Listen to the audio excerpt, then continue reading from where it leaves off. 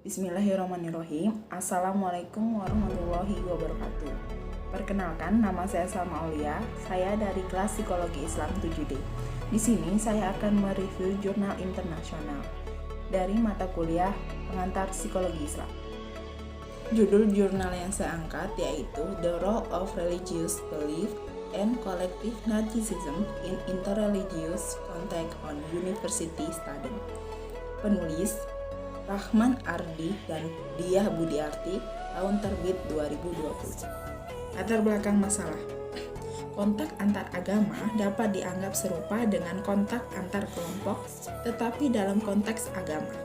Jika kontak antar kelompok didefinisikan sebagai interaksi tatap muka aktual antara anggota kelompok yang berbeda dan didefinisikan dengan jelas yang menyediakan sarana untuk meredakan ketegangan dan konflik antar kelompok, Chris dan Kauf 2019.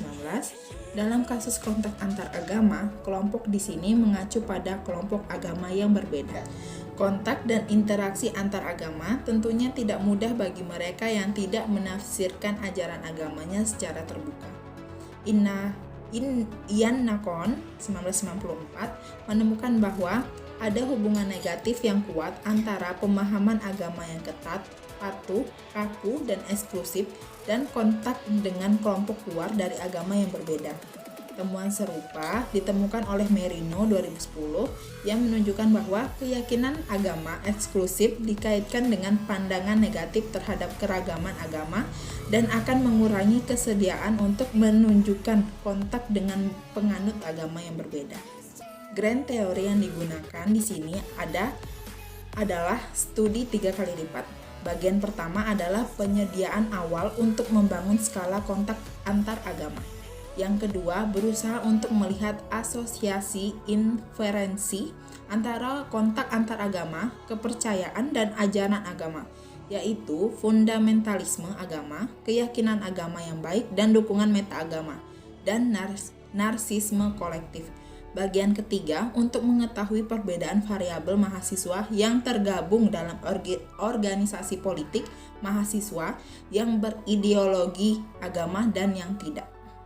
Metode yang digunakan. Metode yang digunakan dalam penelitian ini adalah metode kuantitatif yang berupa skala Likert. Skala Likert dalam penelitian ini ada 4, yaitu 1. Skala kontak beragama, 2. Skala keyakinan beragama, 3. Skala dukungan meta-agama, dan 4.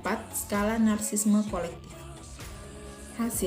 Hasil analisis faktor eksplorasi menunjukkan adanya unidimensi skala kontak antaragama. Analisis regresi menemukan bahwa fundamentalisme agama dan narsisme kolektif membuat individu cenderung tidak menunjukkan kontak antar agama. Namun, keyakinan agama yang baik dan dukungan meta-agama mendorong kontak antar agama. Selain itu, uji T sampel independen menunjukkan bahwa terdapat perbedaan tingkat inklusivisme antara anggota organisasi kemahasiswaan berbasis agama dan non-anggota. Anggota organisasi semacam itu cenderung menunjukkan tingkat kontak antar agama yang lebih rendah, sementara tingkat fundamentalisme agama dan narsisme kolektif mereka lebih tinggi dibandingkan dengan rekan mereka yang bukan anggota. Kesimpulan dalam penelitian ini yaitu penelitian ini menemukan bahwa kekakuan dan literaturisme dalam pemahaman agama mempromosikan narsisme in-group dan mengurangi kesediaan untuk berinteraksi dengan outgroup, terutama outgroup yang beragama. Sebaliknya, pemahaman agama yang kurang kaku dan literal menekankan universalitas agama dan oleh karena itu mendorong individu untuk menunjukkan kontak dengan orang-orang dari agama yang berbeda. Kritisi dalam penelitian ini yaitu penelitian ini tidak dapat menentukan hubungan satu arah antara variabel independen, yaitu fundamentalisme agama, keyakinan religius yang baik, dukungan meta-agama, narsisme kolektif terhadap kontak antara agama sebagai variabel dependen. Replikasi jurnal dalam penelitian ini yaitu judul Peran religiositas dalam meningkatkan psychological well-being pada mahasiswa. Latar belakang masalah, psychological well-being merupakan suatu konsep yang berkaitan dengan apa yang dirasakan individu mengenai aktivitas dalam kehidupannya sehari-hari, dalam mengevaluasi diri sendiri dan kualitas serta pengalaman hidup. Salah satu yang mempengaruhi psychological well-being seseorang adalah tingkat menjalankan ritual agama seseorang, yang dapat dilihat dari kualitas dan kuantitas atau disebut dengan religiositas. Beberapa teori menjelaskan adanya keterkaitan antara religiositas dengan psychological well-being, yang berarti bahwa komitmen religius mempunyai hubungan dengan salah satu dimensi psychological well-being, yaitu hubungan positif dengan orang lain.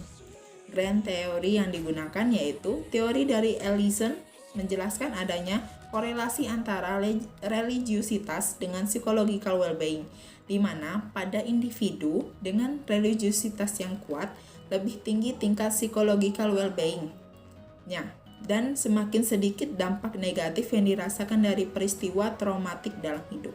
Metode yang digunakan dalam replikasi tersebut yaitu identifikasi deskriptif.